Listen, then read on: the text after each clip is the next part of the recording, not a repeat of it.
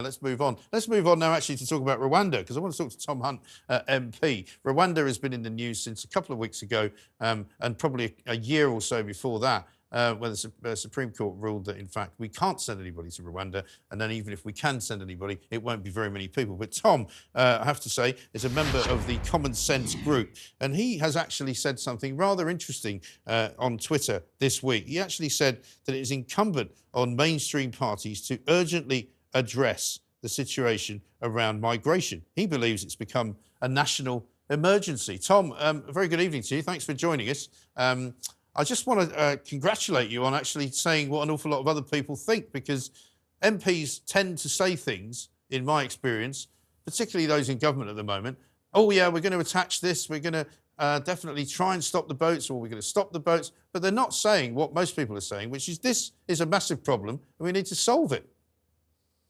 Well, of course, this isn't just about illegal migration. No. I mean, clearly, illegal migration is a vital issue. The last couple of weeks, I've attended a number of meetings about illegal migration, and in particular, the Rwanda scheme. But we've also last week, I think we had some pretty shocking stats published, ONS stats in relation to net legal migration. The last general election, I stood in a manifesto. At the time, net migration was at around 220,000. We pledged to cut it from that number. What's happened since then has been last year we had figures of over 700,000. This year, 660,000, or thereabouts. And it's far too high. And I think that we have a massive disconnect between where most of the public are at when it comes to migration, the kind of level they think it should be at, and the reality. And just year after year, we keep on getting more ludicrous stats, and the knock-on pressures on housing, social cohesion, and I think you can see all over the world, and particularly in the Netherlands, other examples of what happens when mainstream parties don't grapple with migration as an issue. This is an existential challenge this poses to the Conservative Party. If we don't react robustly to those stats that were published last weekend, also when it comes to the small boats, there is a huge threat to the future of the Conservative Party, a greater threat than at any point that I've known in my lifetime. Because it seems to be split at the moment, it seems to me, where you've got some people in the Conservative Party who are all for kind of unbridled immigration, no regulations really whatsoever. As long as you're giving out visas, that's fine.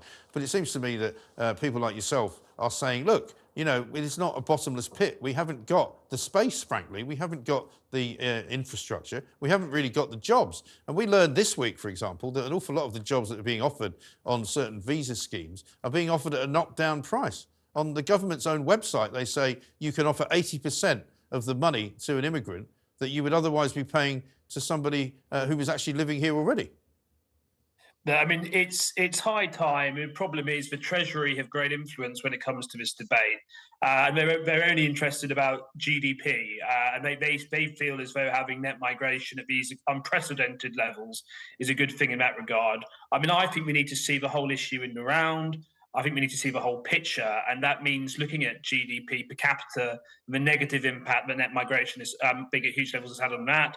It means looking at the impact it has on access to public services, housing, on so many different levels. I believe that immigration is working against the interests of the British people.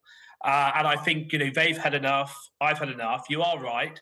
There are some colleagues of mine who don't place as much importance on it as I do. And that does worry me.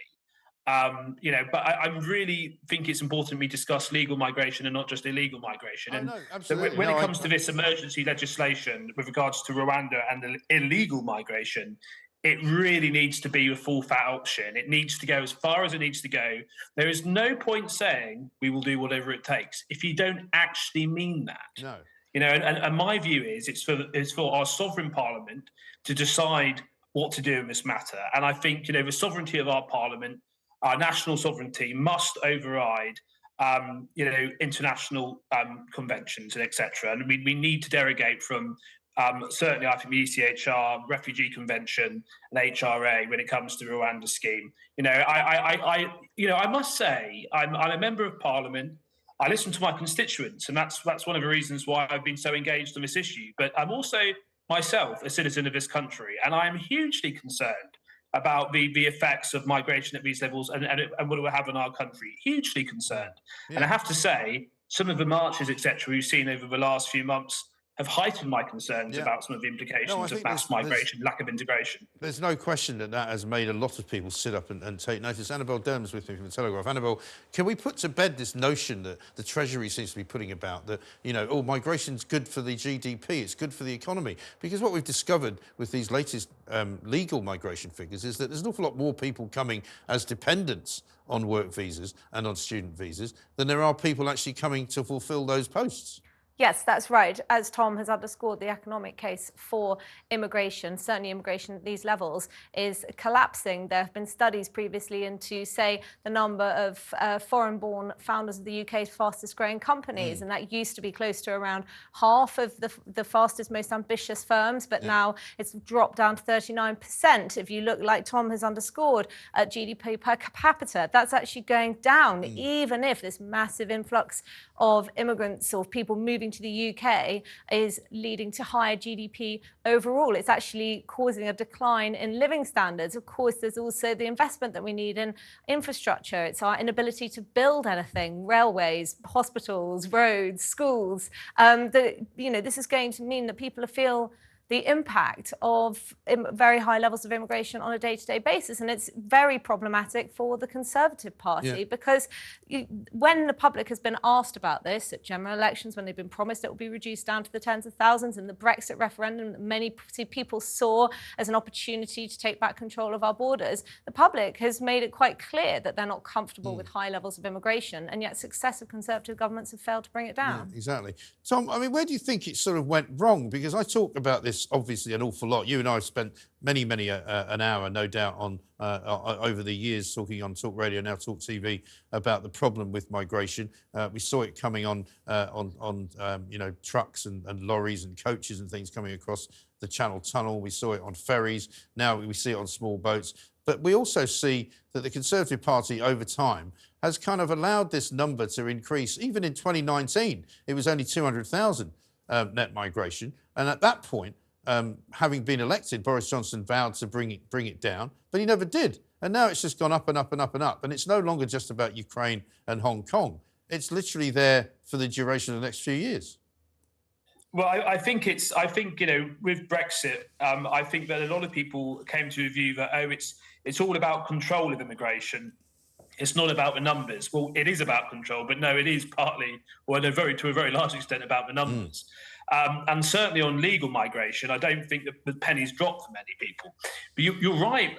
You're right. I have been on this show many times. I've spent the last, the first time I mentioned the small boats was sort of, I think it was in 2020. I mean, I've been going on about this issue for over 3 years. I mean, we've just been talking about COVID there. I mean, during COVID, the only way you could get anywhere around the world because of all the frozen flights was on a boat from the Normandy coast to Britain.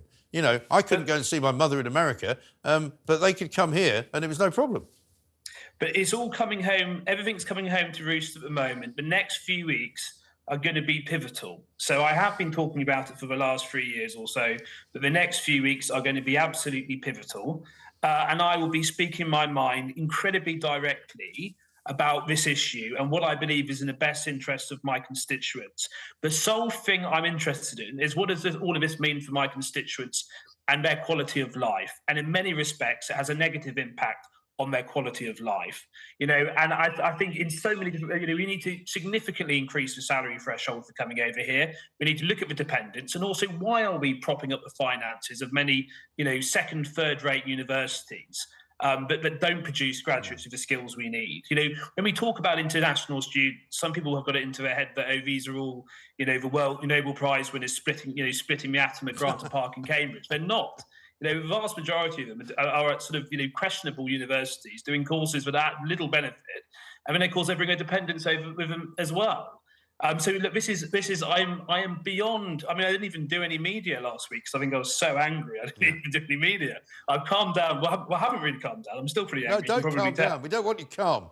Well, I'm not going to calm down. I was. You would have seen that I was in my House of Commons chamber earlier, and I asked. I was very. It was probably the most robust question I've ever delivered, to the government since I've been elected. And that was earlier today. There's a lot of colleagues that feel the same way. And I think that some of those, people in the past, if you think, if you're intensely relaxed with net migration being in the hundreds of thousands, you're a massive globalist and you benefit from driving down wages, or, you're on the woke left. Take that case to a British public, because you know what, you'd be lucky if you got 5% of the population supporting net migration at its present levels. Yeah. We cannot shut the British public out of the debate on migration anymore. It is astonishing that we're still in this position. Brexit was an opportunity. Whenever the public get an opportunity, whether it's at Brexit, the 2019 referendum, they say, please lower migration. Yeah. And they keep on being ignored. This cannot go on anymore. No. And that would be what is guiding me. And the public are rightly connecting migration as an issue with other issues, access to GP appointments, getting their kids into a primary school of choice, so many different things. And so much about our country is being undermined and eroded by mass migration. It is being eroded. Tom, and listen, my real concern is that a combination of mass migration and, frankly, some of the stuff going on in our education system will mean that in 15, 20 years' time, we would have totally lost our way as a country, and it might even be irreversible to get ourselves back on track. Yeah. It is not hyperbole for me to say that. I think it is reasonable for me to say that. And if anyone thinks I've been outspoken on this issue over the last 3 years, look at the next 3 weeks, and I'm going to get more outspoken on it. Tom, I feel very strongly about it. We look forward to getting you back on this show, because this is where you can be as outspoken as you want. Nobody's going to stop you doing it, and you're talking an awful lot of sense, as we would expect. Tom, good to see you. Thank you very much indeed. Tom Hunt,